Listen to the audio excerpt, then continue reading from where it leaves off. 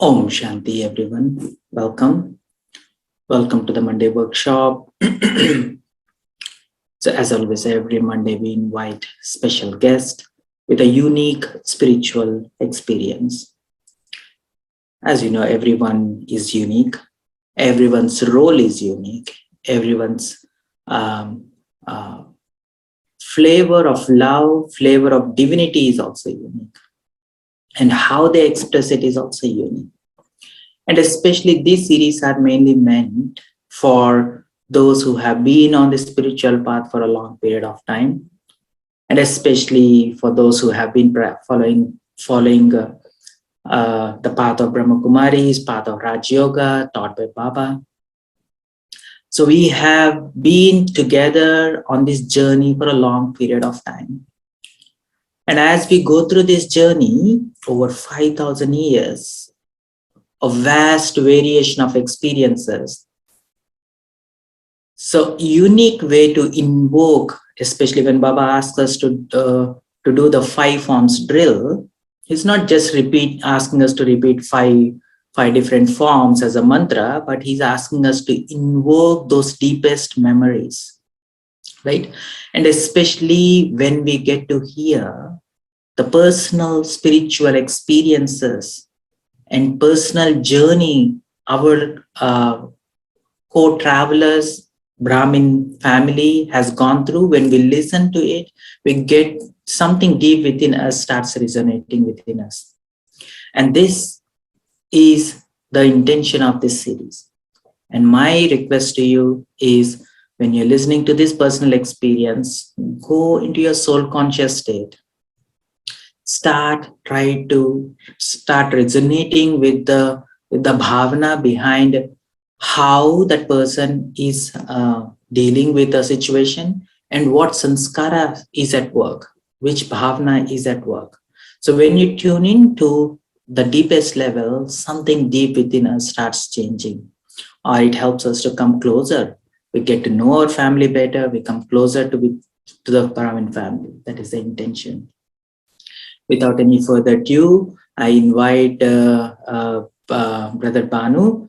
Brother Bhanu, he has been on the spiritual journey for over 3 decades, more than 3.5 decades on this path, on this spiritual path.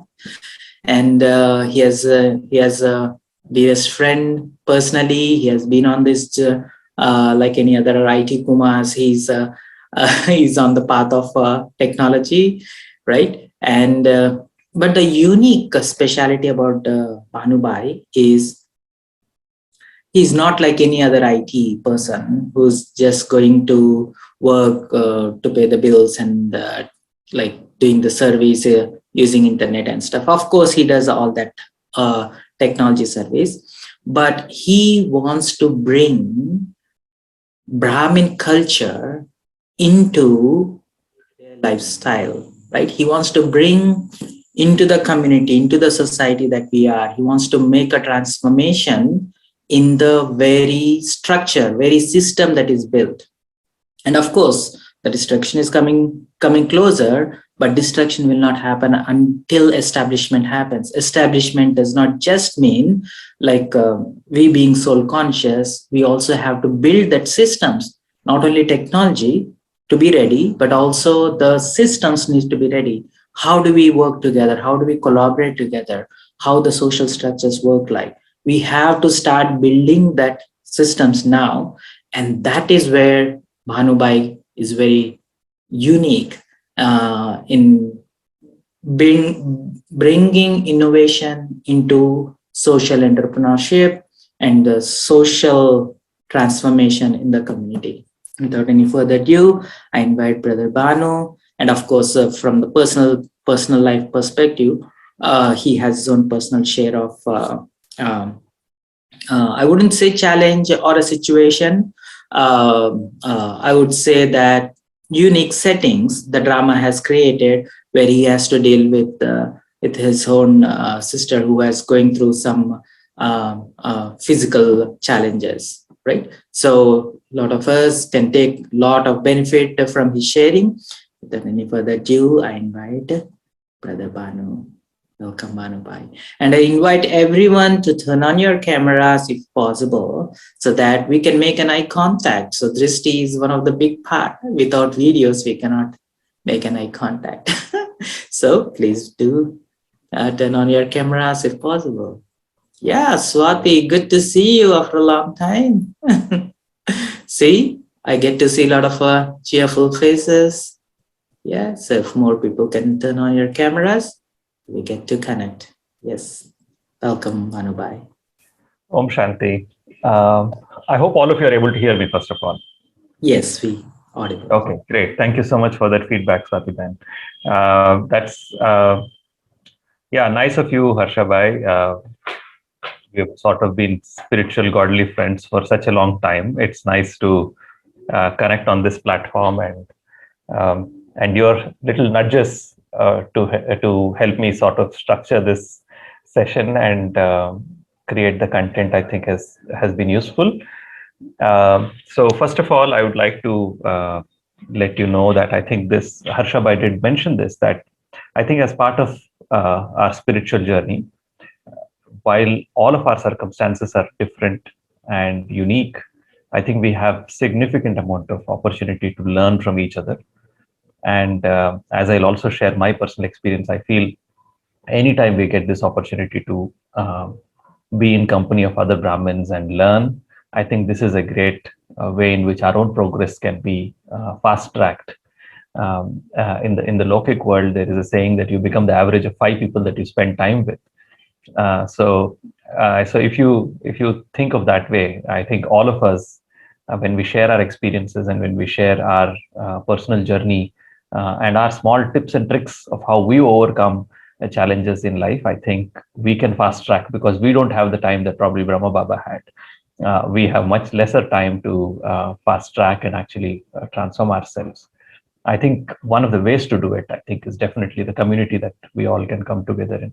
So thank you, Harsha Bhai, for inviting me and sharing my side of the story. I have a few slides, but then I'll mostly be talking about it, and the slides are primarily for us to have some idea of where I am. So I put this together in three sort of sections. One is my own personal journey, like Harsha Bhai said, and second is my work, and third is at least two or three aspects of my personal effort, which I think would probably be helpful. None of this is new, right? None of what I'm sharing is probably new for you, but it is just that I have found benefit in consistently applying something that may be very simple. And as I have learned in my dharana, I feel that consistency brings respect. Consistency builds self-respect as well. So that's my personal experience. We'll talk more about it later. I would request all of you to interrupt me at any point of time, and if there is anything that we can do to discuss and exchange, I think that will be the best way to take this discussion forward. Okay, let me share my screen.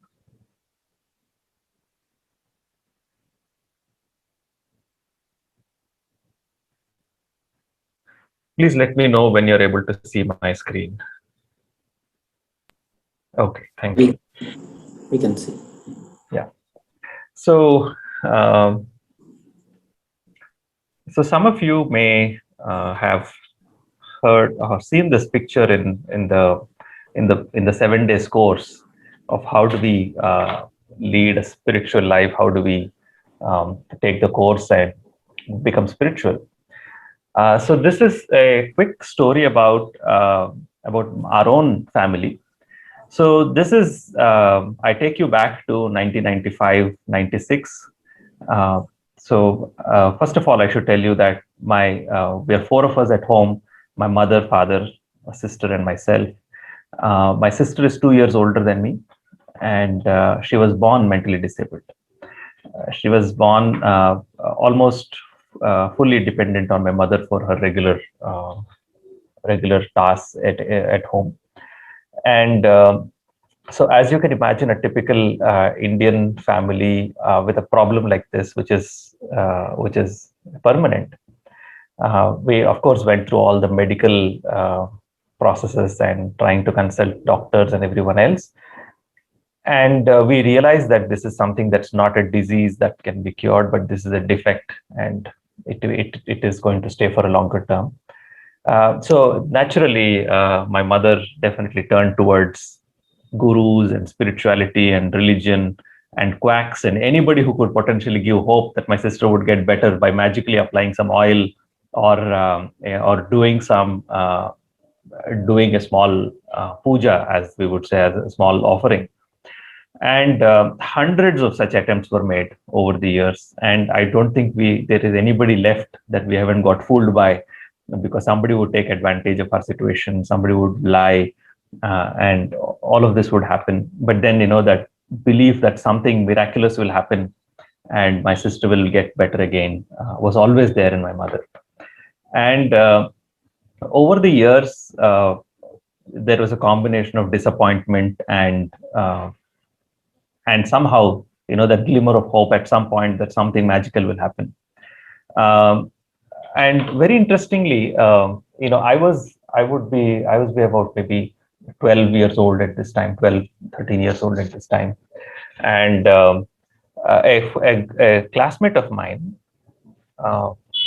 so his brother, so you can imagine his younger brother, probably 9 years old, he, all of a sudden, we used to play together every day.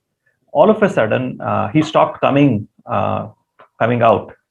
And I wouldn't see him anymore playing in the ground and so on. And I used to ask my friend, saying, what happened? Why is he not coming out?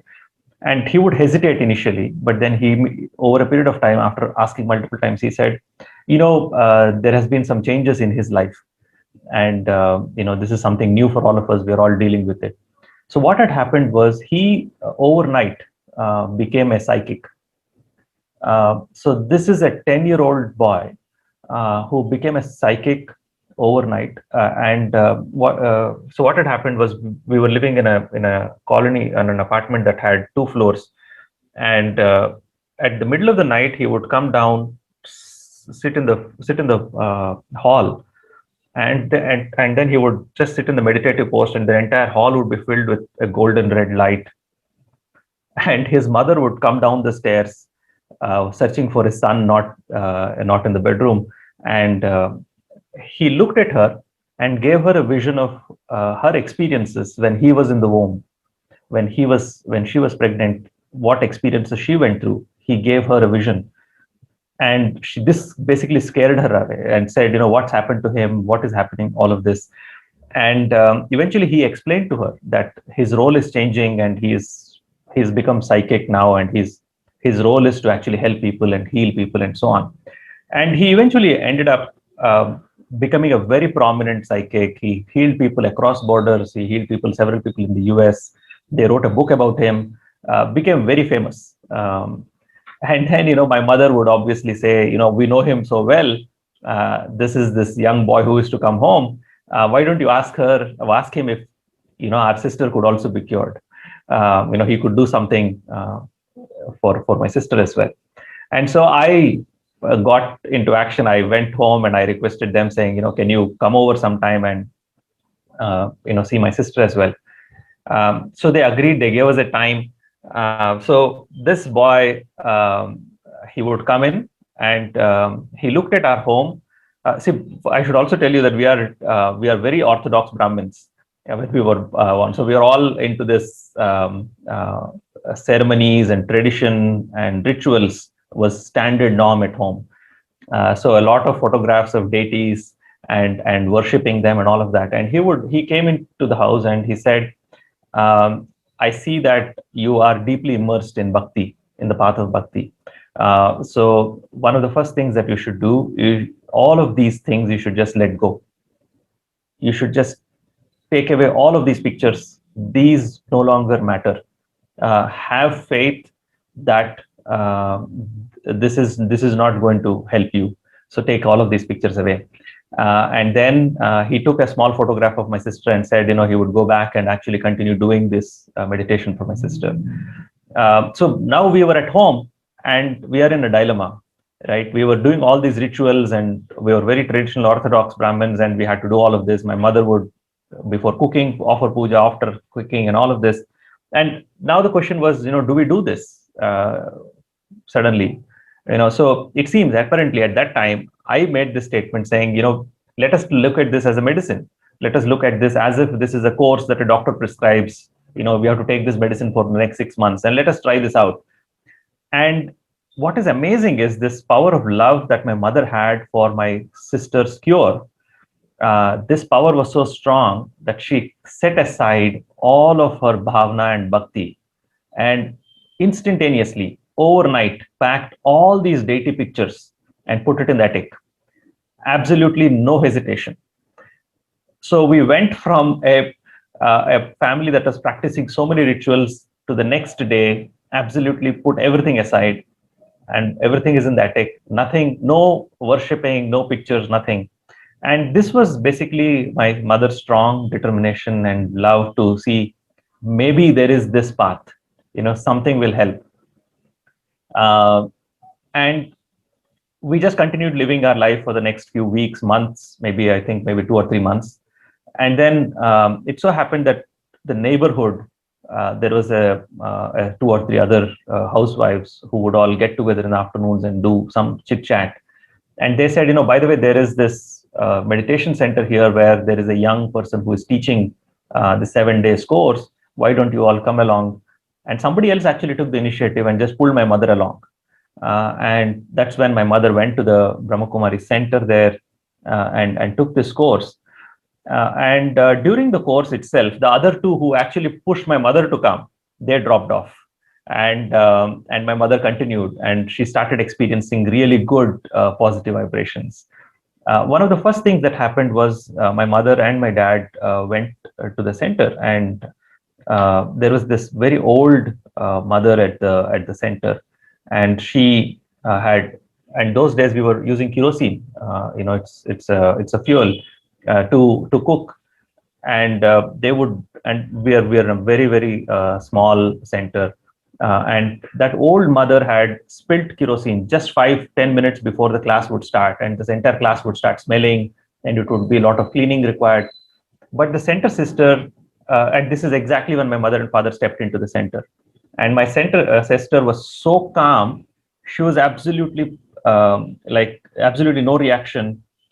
She just let that mother sit aside and did all the cleaning and got the center ready. So my dad's first reaction was, I don't know what the benefit of meditation is and all of this, but then I just want to be like this sister. She seems so relaxed, so calm in a situation like this. I just want to be like her. So that was a very positive sort of experience.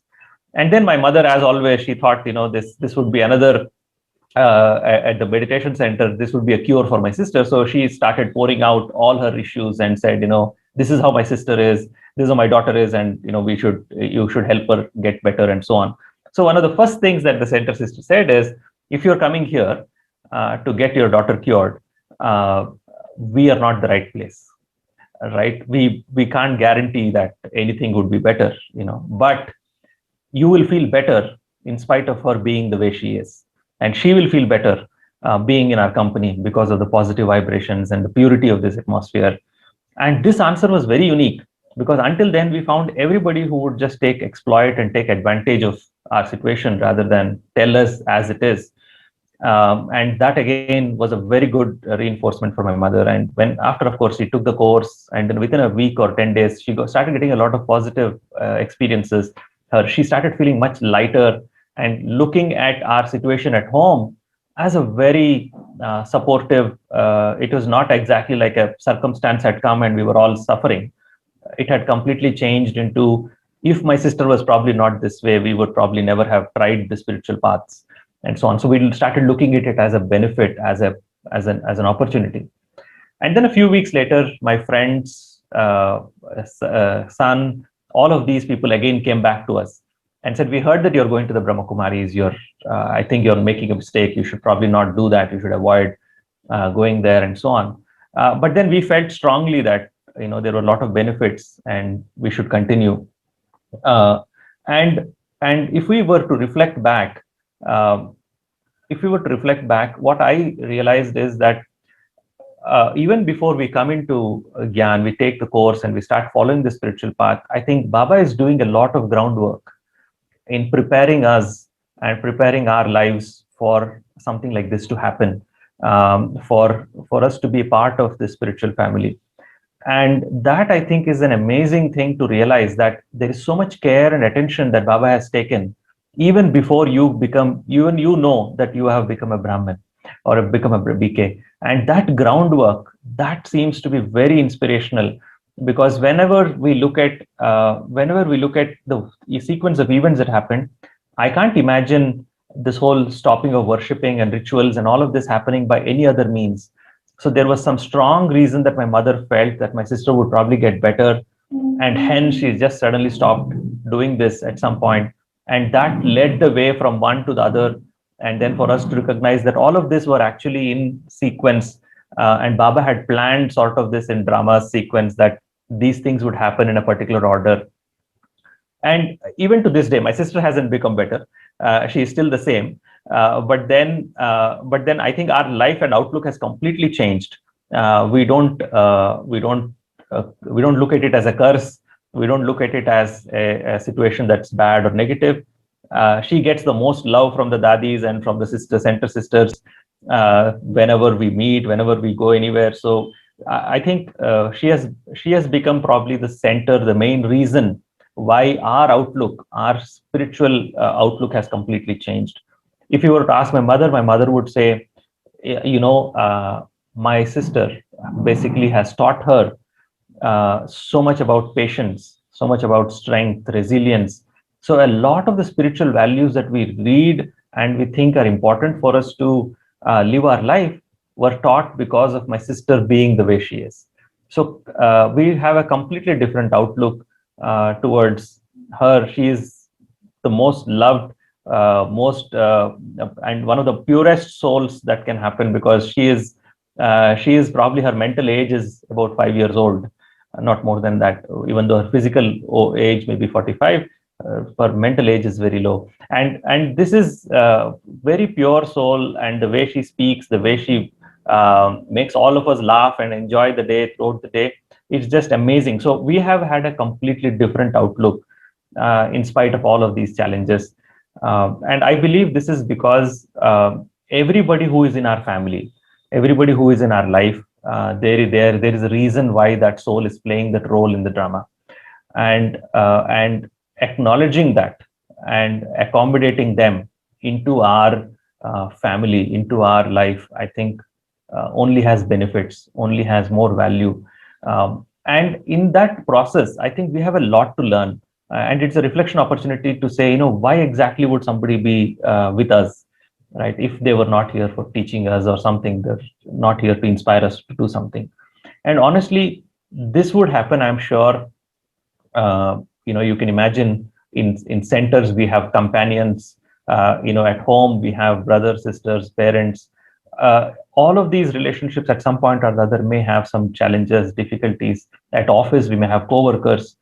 But if we were to look at them as mediums through which my spiritual progress is being planned by Baba, right? These are all actors that have been put in place because I have to progress, because I have to move forward in life.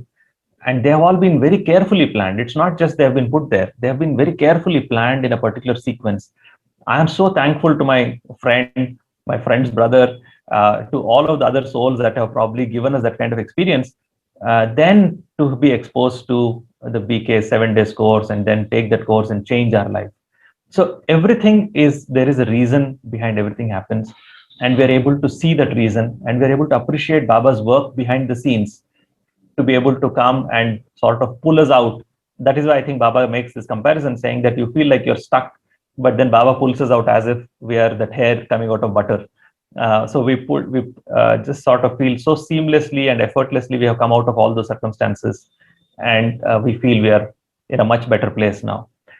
So over the years, and this is almost 25 plus years of spiritual progress, I feel this is where there is a significant value in respecting every situation, every soul that comes, every actor that comes into our scene in the drama, and that teaches us so much. So that's my sort of experience on the personal front. And one thing that can probably extracted from this is, and this is something that Baba says. Before that, I want to ask if any questions are there, any thoughts so far. So if anyone have any questions, leave your questions in the chat or raise your hand. Yeah. So Bhanu bhai, what happened to your friend who was cycling? Still a cycle? Yeah, yeah. So this is definitely often asked. So I think he's continued. He's set up a I would say an ashram, a place where he continues to do healing. Over a period of time, I also heard that this power sort of went down, and of course, he stopped studying. Right. So that's one of the things. He was able to write books, but he stopped studying, and it looks like some temporary soul had taken over and played its part at that time. Over a period of time, I heard about 10 years later, the power sort of waning out. So apart from your sister and the family playing a role, is there anything personal that brought you more closer to Baba, that personal changes that happened as when you came to Baba? I think this itself is there are several experiences along the way. I would say that one of the things is looking at how Baba plays this part in setting up our own life. Right, I think that is a big contributor. And I'm a student of science, so putting evidence and putting proof before experience is natural, right? Saying that I should have proof, I should have evidence, only then I'll have this belief. But then what this has taught me is that evidence is imperfect, evidence is subjective, experience is absolute, and especially experience is individualized, is personalized. I think that's more powerful. And I've had similar experiences both at profession, both at education, where because I came into Gyan very early, so a lot of my education experience through college and all of that is been as a student of Brahma Kumaris. And I was clearly standing out, not academically alone, but even from a behavioral, personal values, rituals perspective. I think I was standing out very clearly in college. A lot of respect and regard for our lifestyle and dharanas that we have. And that has actually caused me to come out of several situations.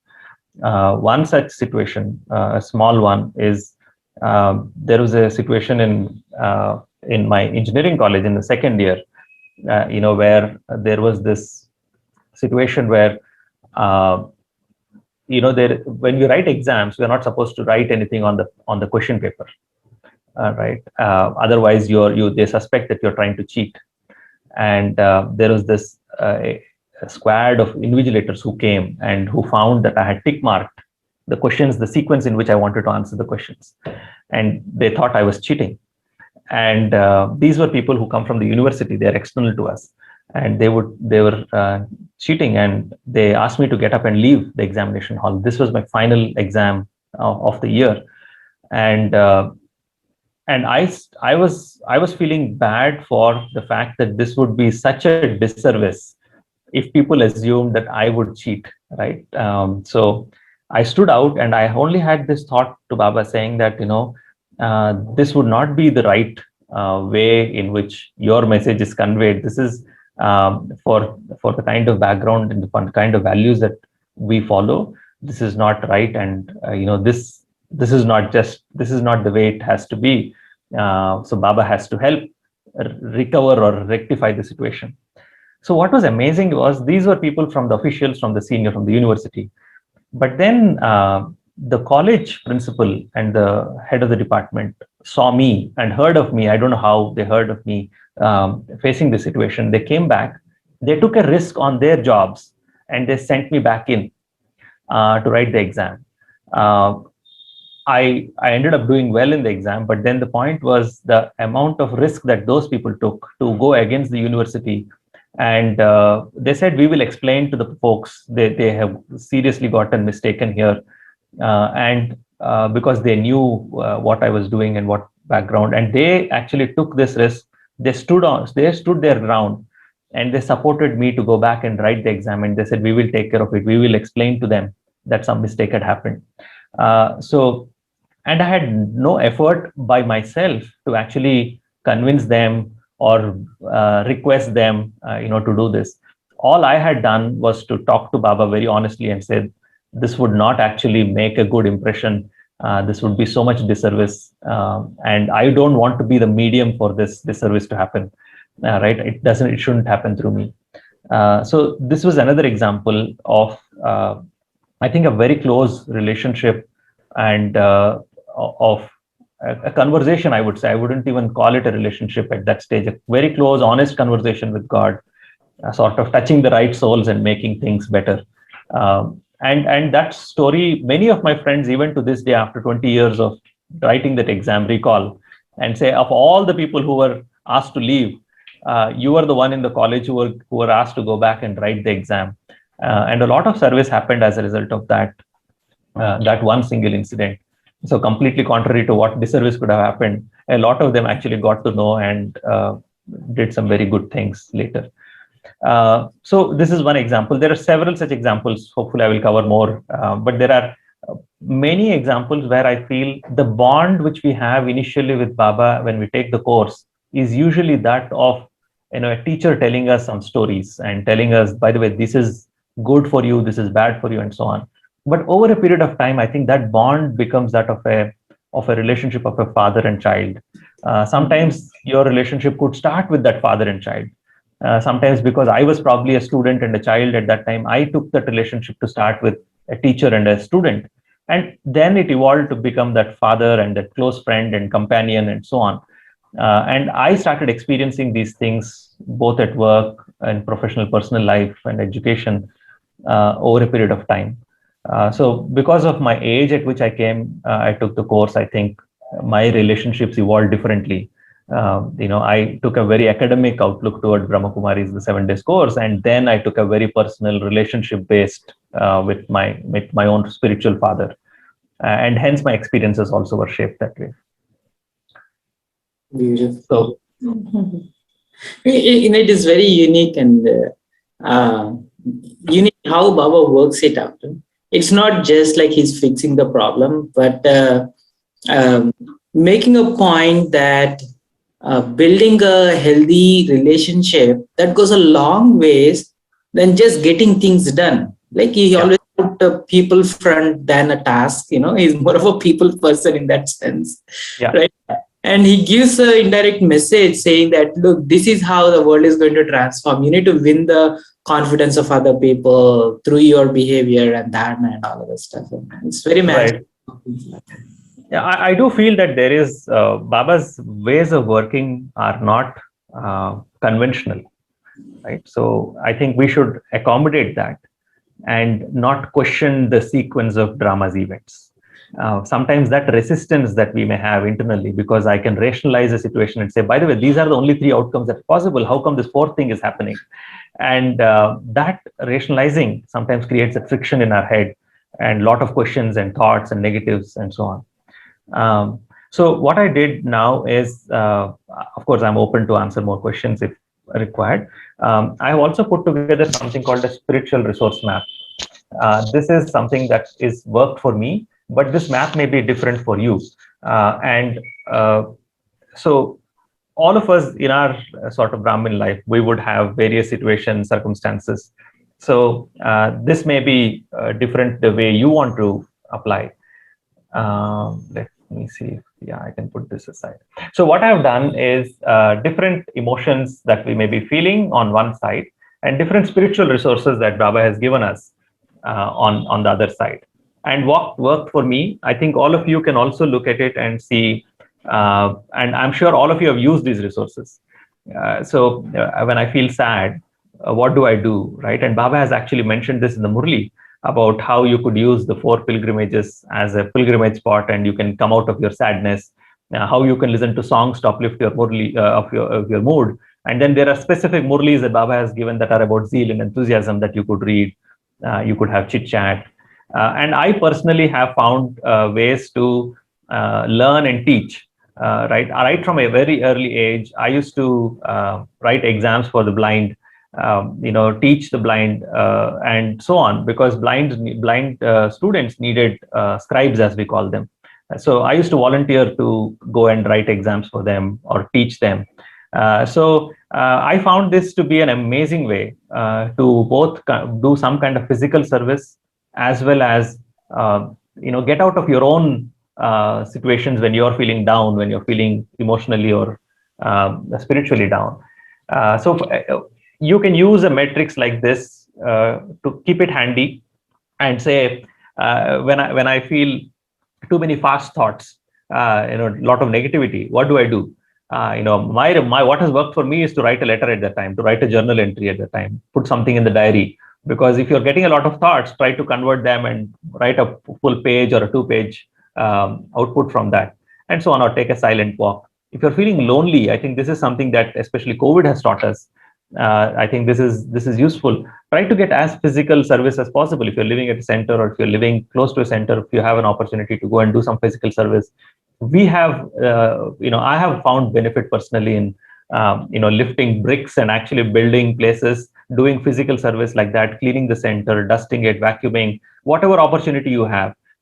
When you feel that, I think getting back into the spiritual family and doing some kind of service activity will be very helpful, will take your mood off your own loneliness and put you in a good setting. And that also, that karma, that actions of doing something for the center would change your mood automatically, would be a big contributor. So maybe a good opportunity to Harsha bhai, could we have a reflection on this? Yeah. If we can take some of them and how to apply and guide us through a meditation or something like that, would be great. Right. Yeah. So I'm not a very good meditation commentary kind of a person, but I will let you reflect on this yourself, and I will also probably speak a few words. If all of you can just let me know, is this something that you're okay to do. I know some of you may find it, it may be difficult, it may be too easy. You may already be having something like this. If you already have a resource map like this, it would be great for you to share with others as well. I'm sharing what I do, but then it will be useful for all of you to do it as well. We are seeing few thumbs up. Oh, okay, great. I can't see the thumbs up, but that's nice. Yeah. Dinesh bhai. Yeah. Okay. Yeah. Yeah. So let's sit in reflection. So the objective of this reflection is to consider our day throughout the day, and you would be great. You would be a great soul if you don't have any of these problems, right? But I'm assuming that one of these, or one or two of these at least, would be troubling us. Would be, and then see how can I create a plan for myself? Because for me, I'm very practical. I don't want to sit in the meditation and just say I'm a soul. Sometimes that is not the best way to just focus on reflection. Right now, we'll use this reflection time to say, which of these resources are probably more resources that I can use to actually overcome a situation. And if there is any inspiration that you're getting at the end of this reflection, it would be nice for us to share. Is that okay, Harsha? Yeah, okay.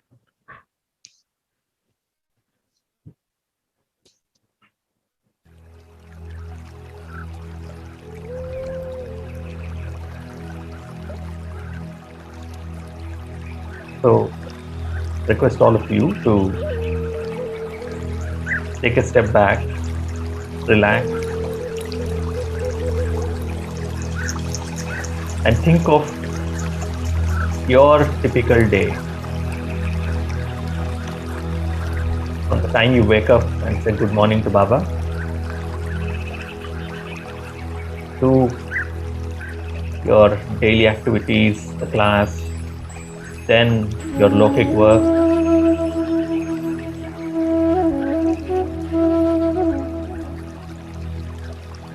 and recall points of time during the day you may have faced heaviness, any element, any trace of negativity, how do you overcome that? What is your spiritual resource, a spiritual support that helps you overcome?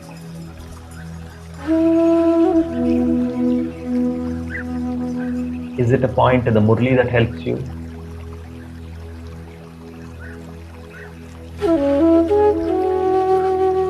Is it a change of scene, taking a walk, being in middle of people,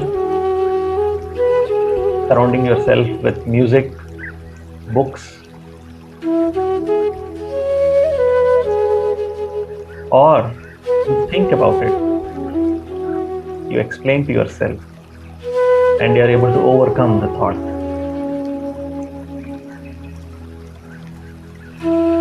All of you must have some ways and means of doing this.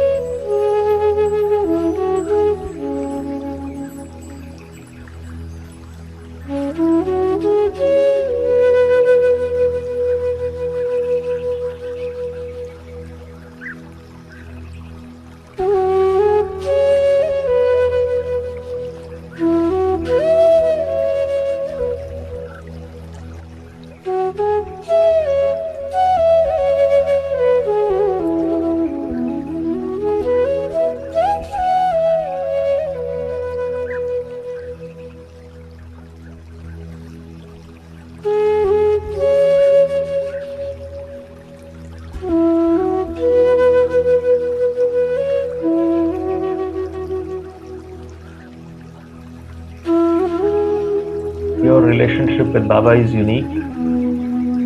Baba's touching to you and the resources that he offers you are unique. They work for you, and I think that's the best part.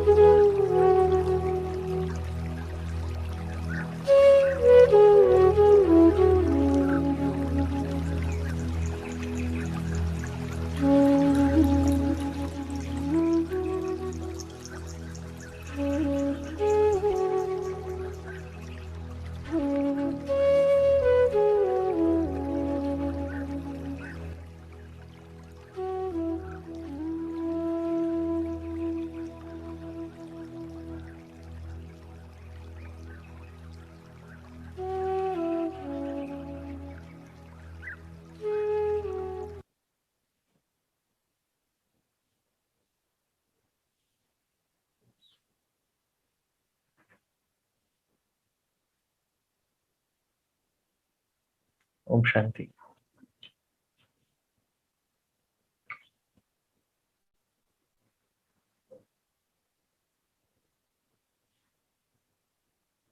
Does anyone have anything to share?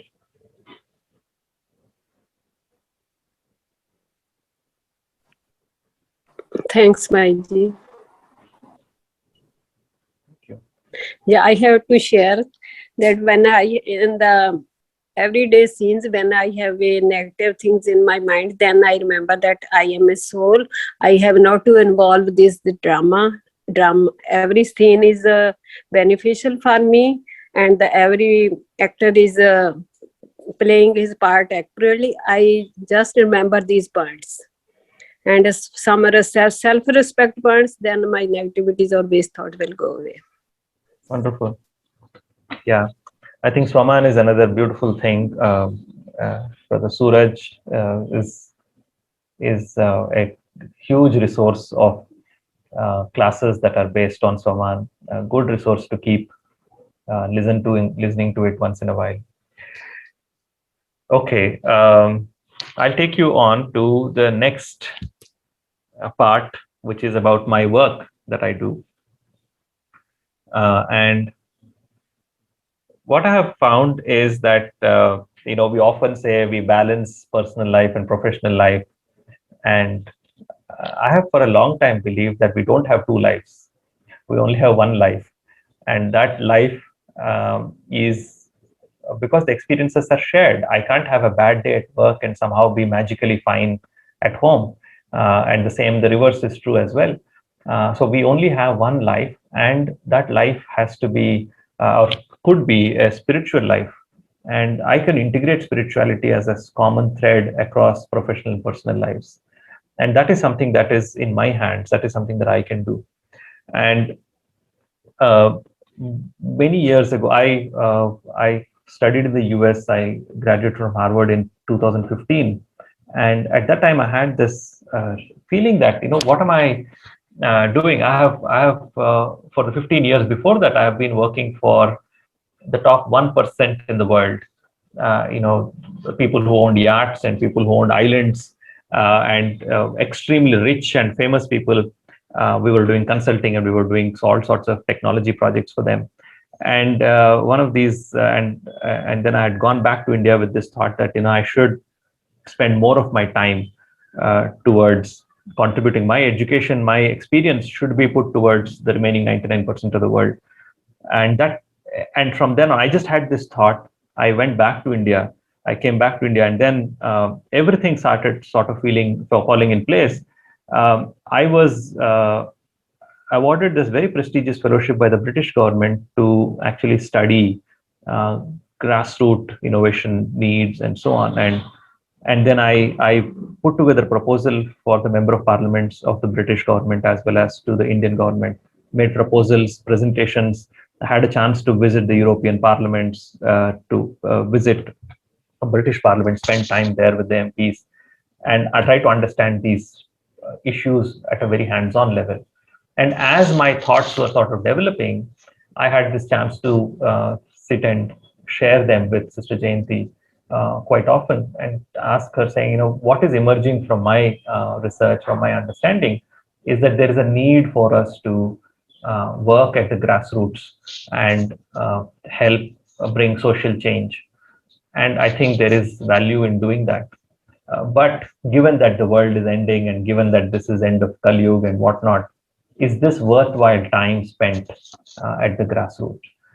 And Sister Jayanti had this very nice thing to say, saying that now is the time when we have to embed ourselves in systems in the world where we get to actually work along with the current organizations, the current systems that are there, the government, the set of those government bodies, and then bring transformation from the inside out, so that we can actually start transforming them, their people, the systems, the processes that they're there. And we should do more of that. And I think if you're getting an opportunity to do that, I think you should take it. And that was very encouraging. I went back and, of course, tried to think of areas where I could contribute. And just like that, as if it was a perfect scene in the drama, I got this opportunity to lead an open social innovation center where we encourage young people to think of some of the world's most challenging problems and how we could bring them to life using innovation technology. So what I have seen is that, one sentence to put this is, our goal is to impact the lives of 1 billion people. And these are the people who need services, who need support very badly. This is a unique dimension from my side, because as a person who is learning spirituality, who has been a student of the Brahma Kumaris, how do I look at social problems, not just looking at it saying, they are going through their karma, they are going through their own situations, because that probably distances me from and stops me from actually empathizing with them, if I only look at it that way. So I have this first-hand opportunity to work with the most needy people in the world, people who probably are not able to earn livelihood even a single day.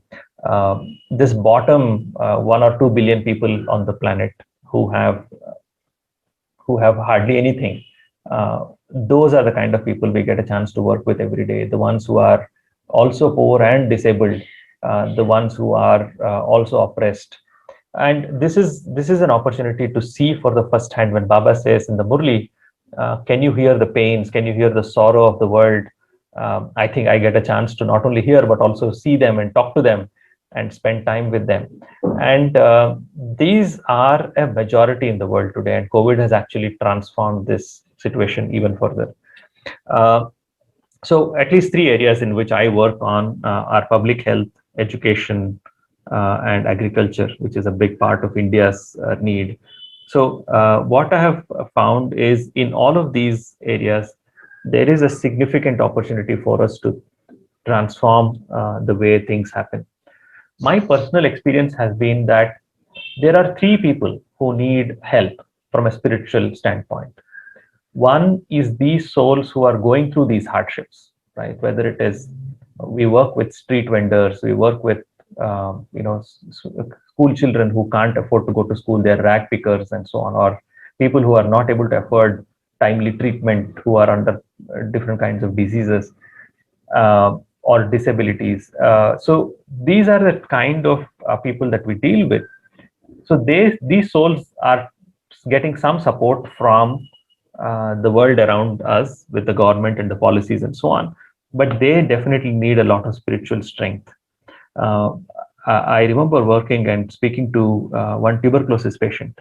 This is a 17-year-old boy who was in something called the drug-resistant tuberculosis. That means this person was given about 6 months to live, and very dire situation. But what is amazing is in speaking to them enthusiastically, filling them with power and strength, their outlook completely changes, and their enthusiasm actually rubs on everybody else. Our difficulties, our challenges all look very small compared to a person who has only 6 more months to live. And if you're able to bring about a change in that person's life, and that positivity further strengthens them internally and makes them stronger, makes them healthier, and then changes their family, changes this community in which they're living, and so on. So there is, I have had this role in the drama to see death, disease, all sorts of destruction from a very close quarters. And I think, I keep getting this question asked, saying that this is end of Kali Yuga, this is Sangam Yuga.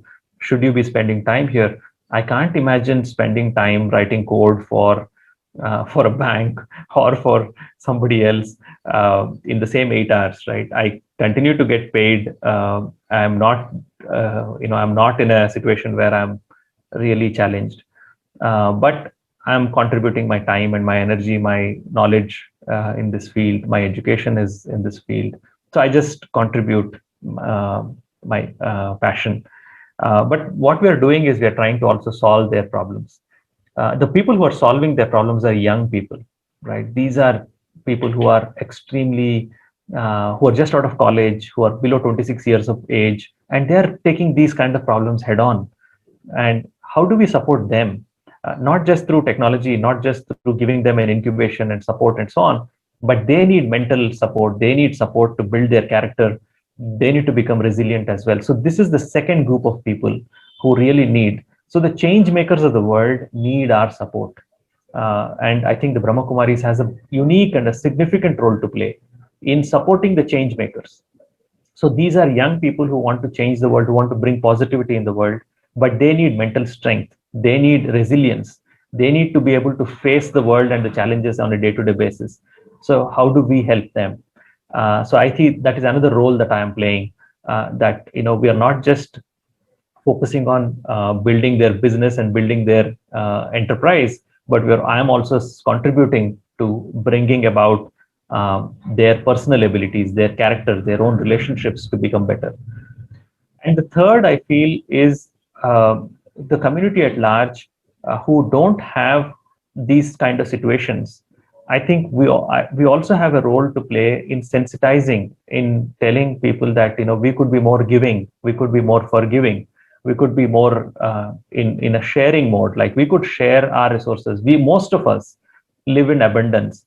I was speaking at a conference recently, and I was sharing. Somebody asked me this question, saying, how do I know if I have to give?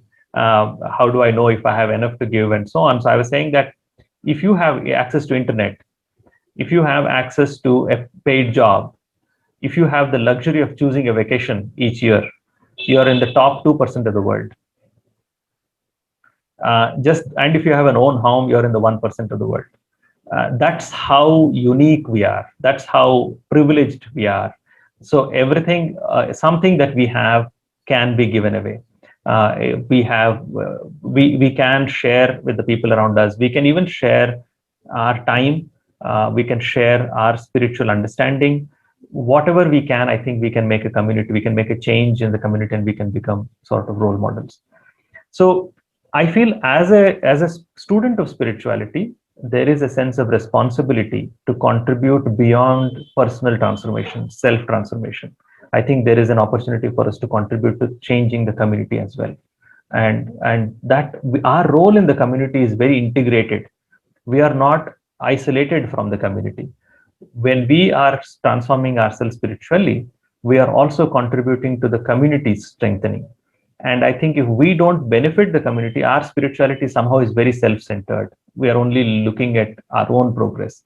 So I think this combination, a delicate balance that we have between our own progress and how much time we can give to others, I think is something each one of us has to reflect and find ways in which we can contribute. I also believe that this will be very uplifting spiritually, because then you will not have these, at least the waste thoughts, the opportunity to reduce negativity, all of these things. When we see others who are probably in much more need, we feel we feel that we are so happy, we can do so much more. Our own capacities are realized. I think this is one of the ways in which we can do it. I think those three areas, we have a role as a spiritual organization, as a spiritual being, to be able to support them. The end beneficiaries, the people who are in this community who are struggling, the change makers who want to make the change, and the community at large who can actually get inspired to more. I'll share this also, that what we have been doing with respect to bringing about this change is, when I was in this consulting business and I was used to do consulting for the company, I used to work in an environment where I would face success every day, right? I would make a presentation to a client, I would make a demonstration to the client, and it would invariably succeed. Very high chance of success. And then when I came to this nonprofit to work here, we would make a plan at 9 o'clock in the morning saying we would do so and so, and by 2 o'clock in the afternoon it would fail.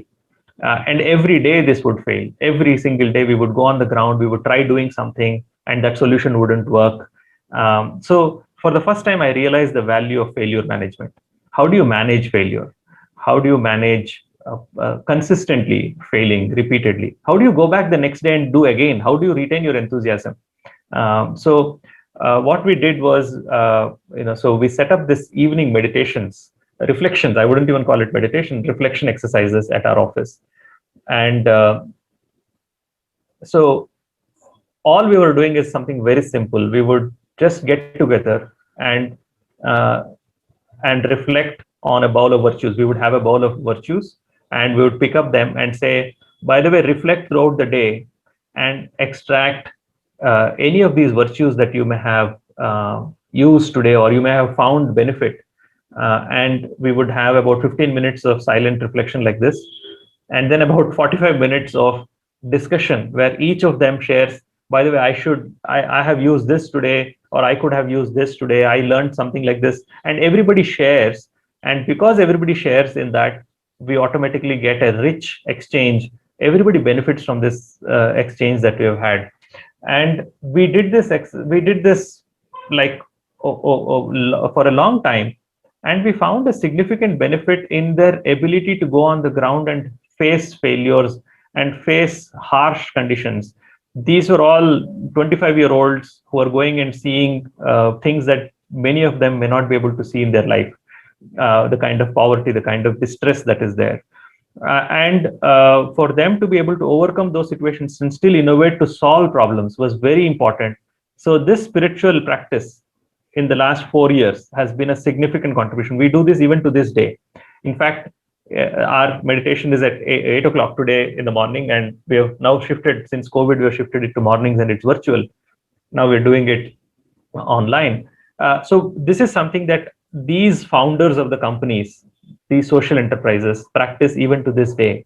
All of them practice meditation and then go back on the field, and they all share this experience. About 20 of them even visited Madhuban a couple of times and shared this in large gatherings of IT professionals, saying how they could introduce meditation into their own lives. So again, this is why I am sharing this, I feel, is each of us has this opportunity to introduce reflection as a mechanism. And I have found very good benefit that reflection is universal. Irrespective of the job that you're doing, irrespective of the skills or the profession that you're in, a reflective mindset can actually teach us a lot. And that helps us in solving our own problems and solving the problems in the world.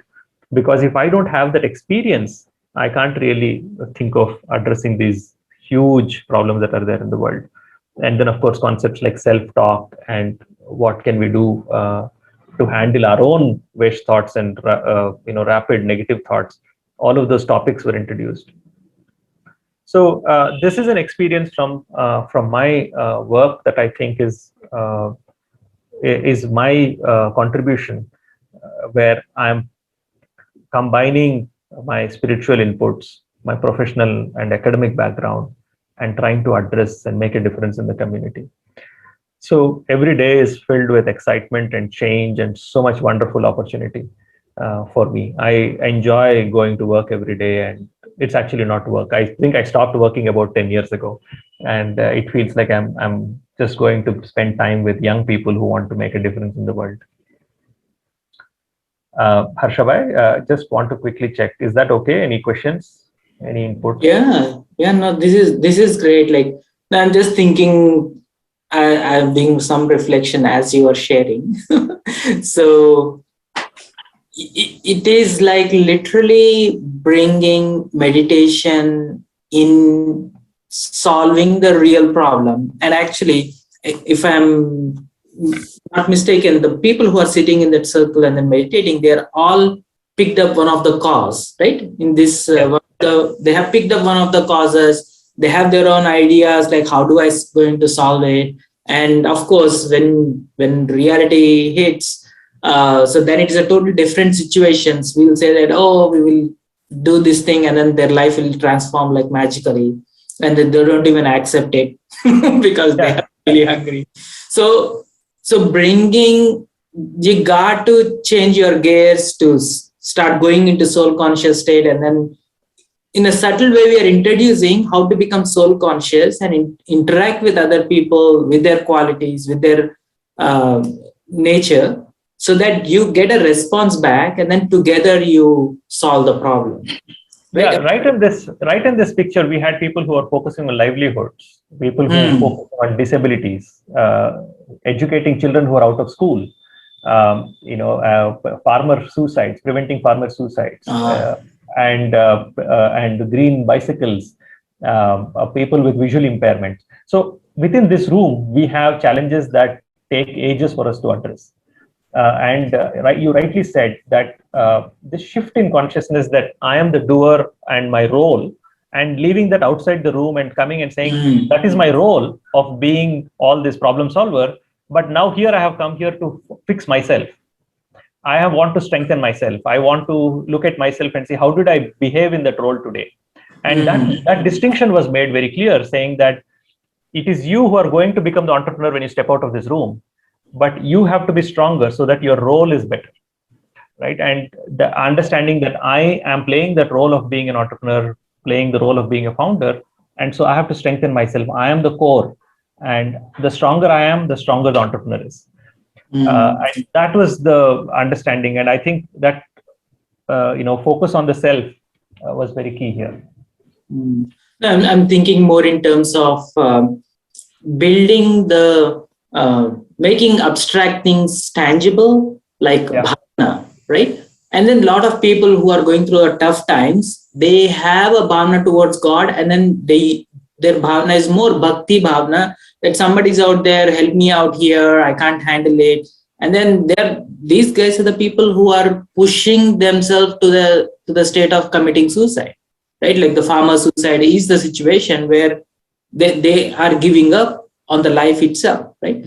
So for those people, shifting the bhavna that you're not alone, we are here for you to help you out, just creating that bhavna itself gives them strength. And of course, whatever ideas they have, they can start implementing. But where I'm going with this thing is like this reflective activities that you're introducing into this social entrepreneur circle is creating a whole unique skill how to connect to their bhavna and then win their confidence, right? That you don't have to commit suicide, you don't have to go through this tough time. We will figure it out together. Like there is this emotional and spiritual support that builds in the community, right? And I think that is how India will pull itself back into this golden age state. Right, and I think this focus on the self is very important for empathy. For us to be able to generate and survive empathy, it's not very easy that when you put yourself in other people's shoes, you could so easily get carried away unless you also support yourself. So I think they're absolutely right. I think this ability of these introverts to go on the ground and listen and understand and feel and then detach and actually contribute back in the solution, I think is greatly enhanced. So if anyone have any other questions, Geeta, when you wanted to ask? Yeah. Thank you, Brother Bhanu, for sharing your experience, because this is the first time I'm coming across actually a practical, what we can say, service to the society as such, or the 98% or 99% of the society. I don't belong to the 1%, but we are still privileged people. We live comfortably. We have, as you said, we have roof over our head, we have internet, we have sufficient money to eat and live comfortably. My question to you is, how do you do this? Do you have an NGO? Because you need a kind of setup to do this. Right. So do you have an NGO? Yeah, so our company, which is one of the world's largest consulting services provided company in the Tata Group, you must have heard of the Tata Group. Yes. We also have a foundation. And as I said, when I came back from the US and from this fellowship in the UK and Europe, I had this opportunity, just as drama would have it, that there was an opening in the foundation. And I just took it and went into this nonprofit as a complete diametrical opposite change from my consulting job, the for-profit traveling around the world to traveling in these small cities. But I went into a small nonprofit NGO, which is part of the company, but it is not the commercial arm of the company. Yes, I had this opportunity to just do that. There may be similar opportunities at the place where you work, maybe what we call corporate social responsibility and so on. So where you could do something. Now, my question to you is that if you are not very young, if you are not very well educated like Harvard University or Cambridge or even MIT or whatever, those kind of people, like I'm talking about myself, you can say, I'm not young, I'm not that highly educated, but of course, I have worked in educational field, and especially for the special needs, and that covers everything from mentally, we don't say disabled, we say challenged, and behavior, and you name it, whatever comes under that umbrella. And I found it very, very rewarding. Yeah. So is it possible that if I come to India for, say, few days, few months, will I be able to look what you are doing or even help you? Absolutely. Absolutely. Yes. Yeah. We are an open social innovation center, so we welcome everyone. So we have had BKs from all fields actually come to our, because we have had BKs who are statisticians who have come and contributed their time. We have had BKs who are teachers. They have come and we have BKs who are farmers who have come and seen what we do. So absolutely, we're very welcoming. Yeah. Okay.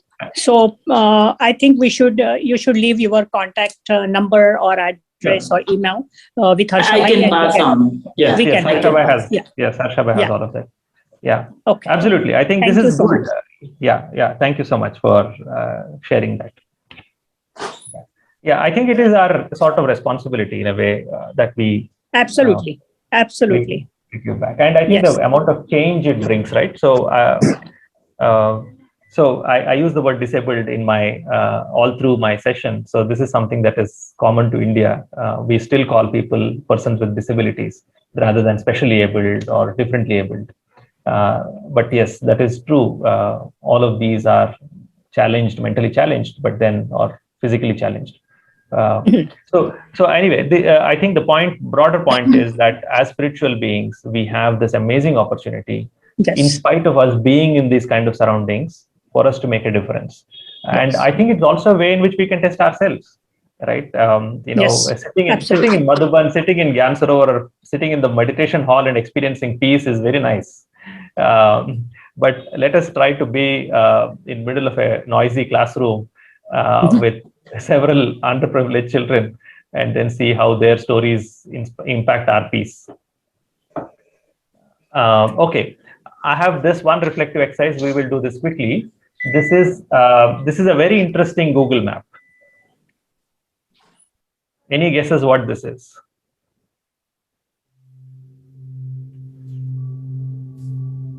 This is the wars that is happening in Ukraine everywhere. Yeah, so this is Afghanistan, Pakistan. This is the world map of all the conflicts that are happening. Yeah. As like any other conflict, internal conflict or external conflict, I think it builds this huge need for us to contribute. We don't have our core competency as an organization is not like Doctors Without Borders. We are meditators without borders. So how can we contribute now for this world map? Let us sit in silence for a few minutes and really spread our rays of peace. And you can imagine the kind of circumstances people are going through. So, couple of minutes.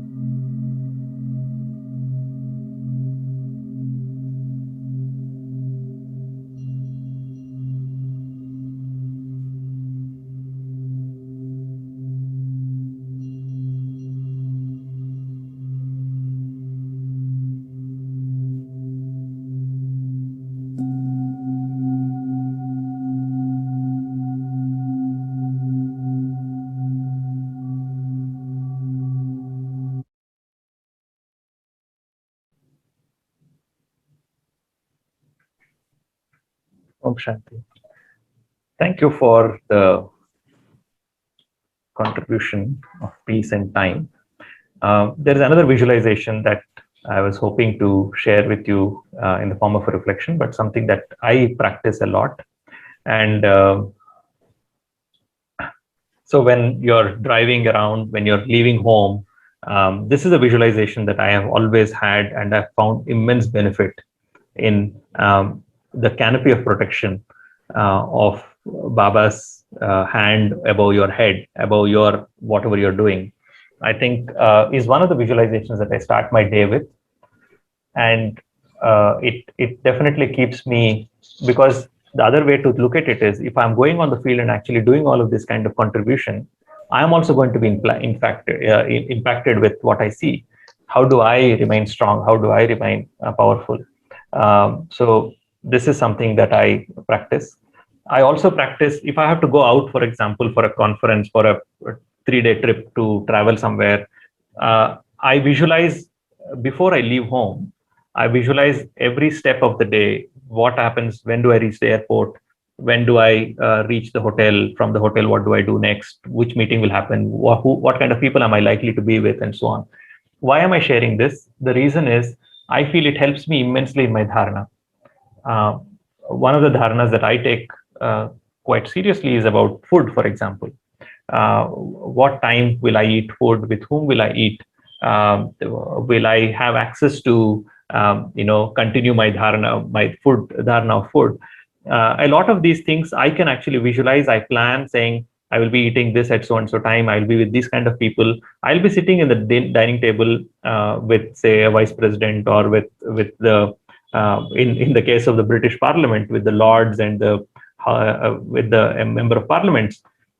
So I prepare myself upfront, saying that these are the people going to be sitting at a very royal table, and I'm going to tell, I'm probably not going to eat food here.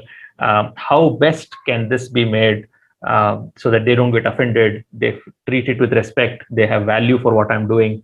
So I sort of prepare myself in visualizing the situation before I go, and I share these thoughts with them, saying that, this is what I'm going to do. Baba, help me at this situation. This is what's likely to come up. And in all my years, I have sat at dining tables with very, very prestigious people, even in office meetings, with team meetings, where we have had to do this.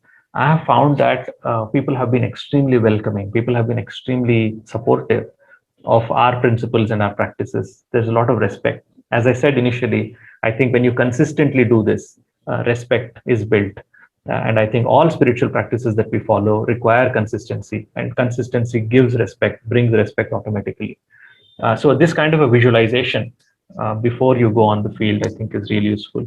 Also, when I'm sitting on a chair like this, I visualize that Brahma Baba's hands are behind, and sort of holding me and getting the work done.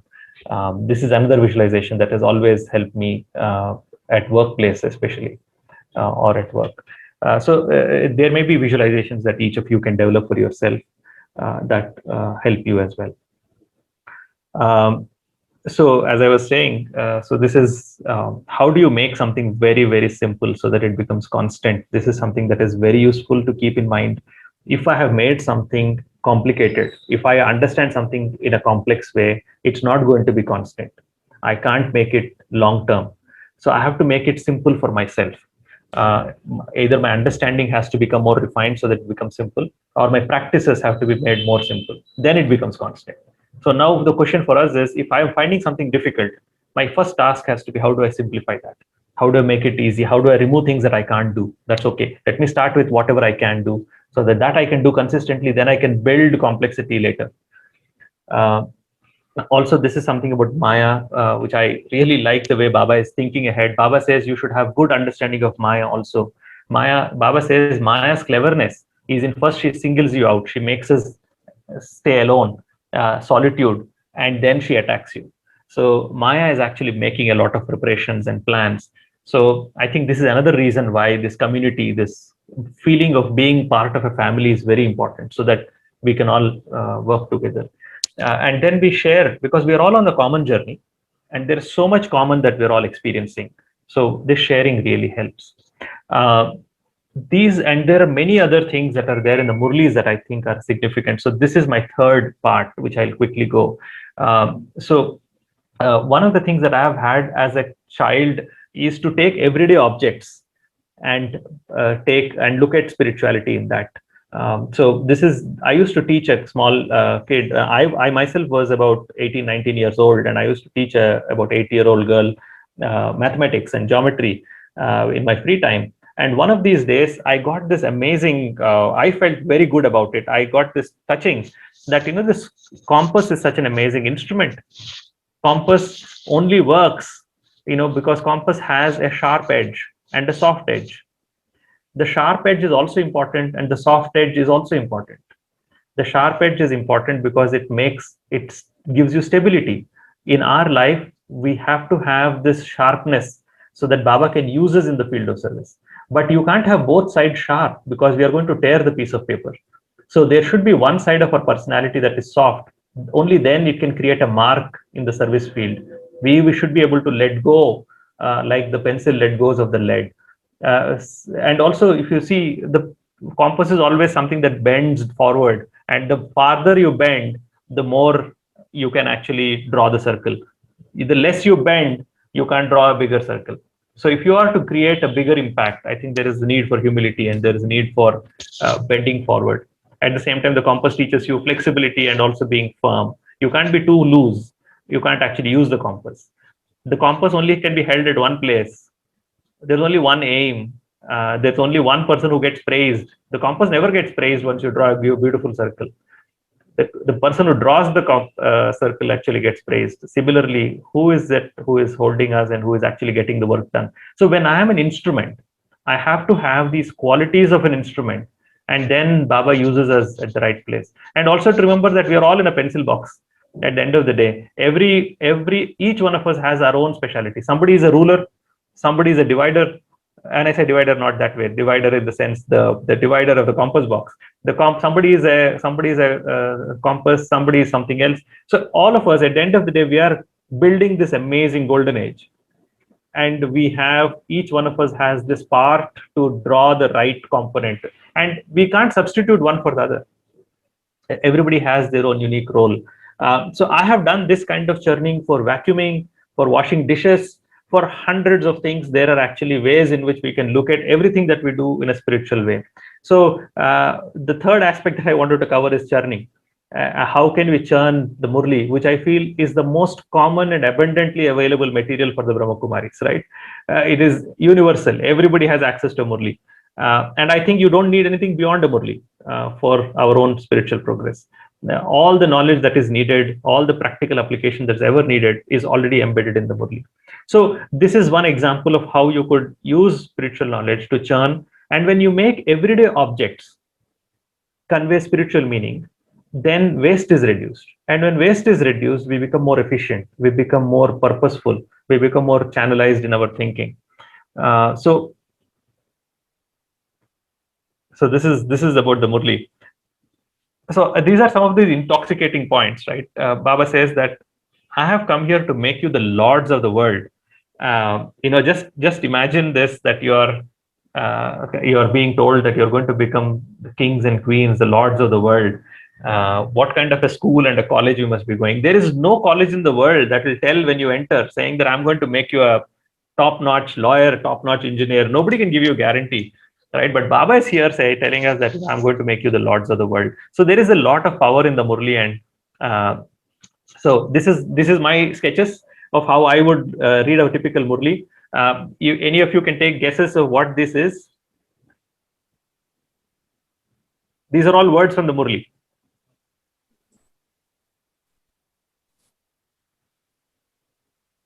Right? So this is a certificate, a degree, study that Baba would use in the Murli.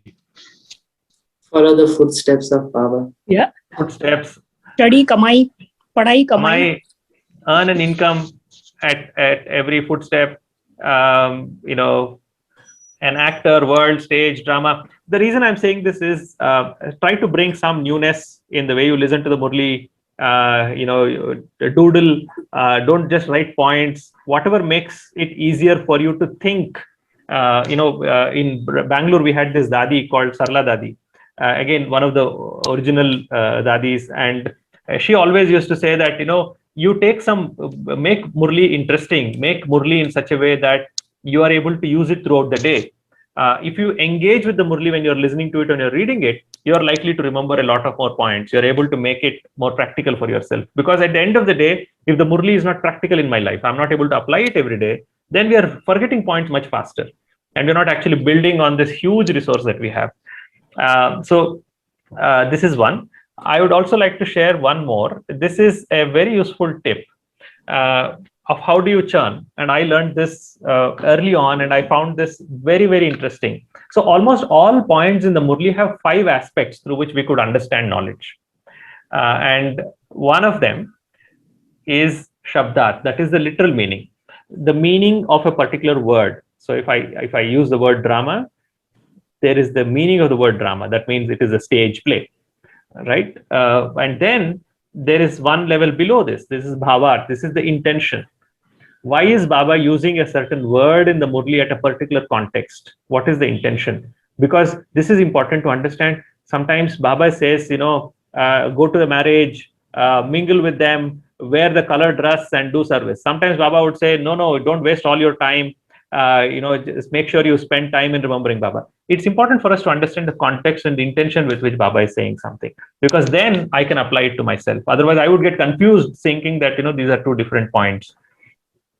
Gudar or secrets. What is the secret that is there that Baba is telling? Why is Baba using a particular word? Maybe dramas, that moment, secret was, that it would repeat, it would happen again at the same time, or you would probably face this situation or this character next time again. So there must be some secret that is embedded. So Baba is using the same word, and there are several layers of value that we can think. This is a very important, these 2 next things, prayogas. What experiment can I conduct with it today so that this point of knowledge can become my own? So can I conduct an experiment with it about, say, by the way, today I'm going to identify 5 places where drama becomes practical for me. Today I'm going to identify 5 different situations where people, I will respond kindly to people, irrespective of how they respond to me. I'm going to experiment with this aspect of knowledge today. So this is something that is useful. Upayog, how can I find things that I can apply to my life today itself, right? That I can apply immediately. And usually Sakar Murlis are filled with opportunities of application. Baba would have given us on a single day how to cook food, how to make something simple. He would have told how to travel light. So many things that I can apply from a spiritual perspective. So there would be several aspects of knowledge that I can actually extract. And when I take this Murli deeper like this, I think I'll be able to make the 4 pages of Murli equivalent to say 10-15 pages worth of content, because I'm actually having so much more thinking to do now. And all of this is adding value, helping me become better. So those are some of the thoughts with respect to the Murli and the churning, which I feel are very, very useful. And this is something that Baba said in the Avyak Murli, I think a couple of weeks ago. This is about time. What is the importance of time? And this is another reflection exercise. This is another reflection exercise that I would encourage BKs to do. When we go into the share market, there are 2 types of people in the share market, right? There are investors and traders. So the reflection here is, what am I investing in my spiritual life? What am I trading with in my spiritual life? Am I investing in health? Am I investing in knowledge? What kind of activities and what type of an investment or a trading is it that I'm going through? The reason this is important, I feel, is in a lot of decision making, time becomes very important. You always wish I had more time to make a decision, to make more contacts, to more resources. And this is something that we often, I see being given lesser priority. But I think it's important for us to make more time. If somebody asks me, why did you study all of this? The reason is time. Why did I go and get education? Because it gives me an opportunity to make my time my own, right? Nobody can dictate when I should be in the office and what I should do. I have the authority, I have the experience, and that gives me the ability to control how much time I spend on a particular task. And that is very important for me, because the remaining time I can use for my own churning, for my own thinking, for my own personal development. So I think understanding how we spend time throughout the day would be a very good reflection exercise individually. And this has personally helped me a lot in finding out how much time I spend on what kind of activities. For example, now I have ways in which I can exchange money with time. I can order something online, I can do some things online, and I can actually get extra time. And that time I can put it towards a better use. Time is invaluable. Money is not as valuable. So what kind of priorities and decisions that I'm making in my life so that I can get more time for myself? Because then I can do the effort, then I can do the practices. Is there any time that's going waste that I'm not able to catch? How do I spend time that can be made better? So these are some of the reflections. One, of course, is about how do I visualize the Murli? How can I engage with the Murli better? How can I churn the Murli in such a way that I feel there is a lot more value that I can extract from the same Murli? And then I think the third reflection, I think, is about time. So those were some of the thoughts which have personally, for me, Murli has been a valuable resource. Very early on, I realized that when the world ends, when the world transforms, basically, all the knowledge in the world is gone. So that means, and what comes back is the souls coming back. From that time, there is no knowledge, and the scriptures are written. All of that knowledge, again, we probably contributed to writing those scriptures, must have come from what we have studied now. So all the expansion that we see in the world must be contained in the Murli, right? So this world, I think the Murli has all the resources that we need to answer all the questions in our life. We just need to pick up the Murli at the right time and just use it. There was a time when I had a doubt. I was sitting in the airport and a thought was bothering me. I think I was probably coming to San Francisco at that time, and I was having a doubt in the office that the action that I did, I somehow felt guilty of doing something. And I always have an Avyak Murli with me in my traveling case. I pulled out an Avyak Murli and opened this particular page, and that Murli talked about exactly that office situation and how Baba would handle it. It was so amazing, and that sort of strengthened my belief that anytime I have a situation, I just somehow pull a Murli and I get an answer to it. So the Murli is a very good resource to try this kind of experiments on. Those were the days of the physical books. Now online, you have access to searching for things as well. I hope all of you are familiar that we have Murli search databases that all of you can access, right? So you can actually key in. This is an amazing resource that all of us, at least I use extensively. I listen to Murli in the class and I come back and I search for it and find out across the last 20 years, what did Baba use this word in context of? And we can actually do a lot of good research in that area. So Murli is my third subject, which I feel is very useful. I hope I have gained a lot from the Murli. In fact, whatever I have learned today, I think is purely Murli based. I am not a person who would go to seniors and ask questions. I would be very timid. I would not go on stage and raise my hand and do all this. But my learning has mostly been through the Murli. So that's my sharing, Harsha Bhai. It's really beautiful, very inspiring. There's a lot of innovation in how we chant the Murli and beautiful things. Maybe I just want to ask a quick question with respect to the time in which we are in, it's a transition time, right? Time is always in relationship to the events that are happening and that is going to happen, right? One thing is, we say that time is going fast, means in other words, time is just ticking at 1 second per second anytime, right? But number of events that are happening within that second is a lot more happening, right? So anyhow, so the point here is, there is a time where we have to move into more subtle space, and where Dadis have already moved into that space where we may use the word subtle world or Avyak stage or all that words, but we have to, time is pointing us towards that. So would you like to share anything around how Dadis are helping us, and what is that we need to do, or what you are doing that is helping you to tap into that subtle power and bring that subtle power back into this physical contact, or making physical world subtle world, kind of, Yeah, I think this is something that's a good point to focus on now. Uh, I personally believe there is one practice that I would like to share. I did this exercise, and I periodically do this now. For several years, I paid attention to how many different tasks or activities that I would do. And every time, for example, if I was getting ready to work to actually starting to drive, that would be a change in activity. I realized that there were 120, 130 different activity shifts that I would do every day, right? I would do one activity and shift to another activity.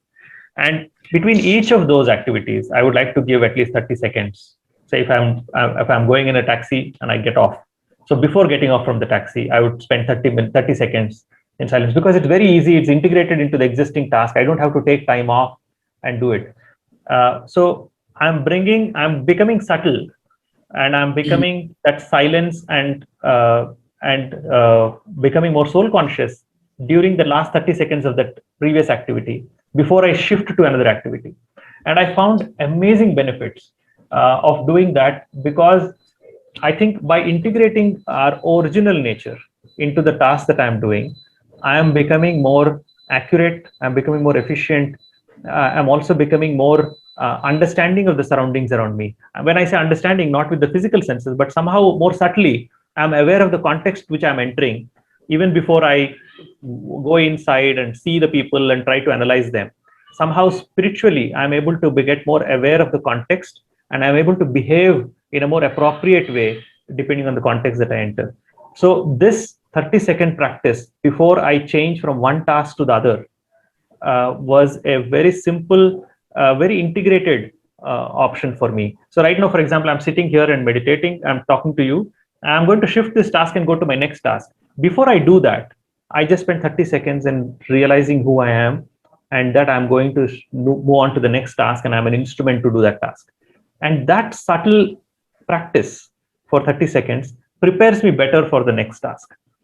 So this is slightly different from, we are told about traffic control every hour or every 30 minutes, but this is about each task shift gives me an opportunity to actually become subtle and then practice to go to the next one. So this is another way. Again, I think I'm because my day usually is action filled. So for me, I had so many different task shifts. So I had to find a way to integrate the subtlety within my day. Maybe I may not having as much time to take time off and go to the Baba's room and actually have meditation there. So I had to integrate this within my tasks that I do on a day-to-day basis. And then this is a useful reflection exercise, saying, how many different tasks I do throughout the day, what kind of roles I'm playing. All of that is elements of bringing subtlety in. I think what Dadis did amazingly well is bringing this subtleness to such an extent that there is no change in the task at all. Right. So throughout their task, they remained subtle, and you couldn't see a transition between tasks for them. I always remember this Pandabon class that Dadi Gulzar gave. She spoke about something. I don't remember what she spoke about. But after the class, she just lifted one leg and she adjusted the way she sat, and her pose, her entire drishti did not change.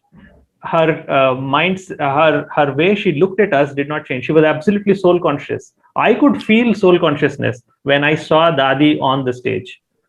She did not talk about soul consciousness. She just, the way her actions were, inspired soul consciousness in me. I still remember this to this day, that her actions, her movements inspired soul consciousness. So that subtlety was at such a level that there was no conscious effort to convey soul consciousness. You become an embodiment of soul consciousness, that every action is sort of inspiring others to become soul conscious, right? So I think that subtlety is taken to such an extent that there is no grossness at all. Entire life is subtle.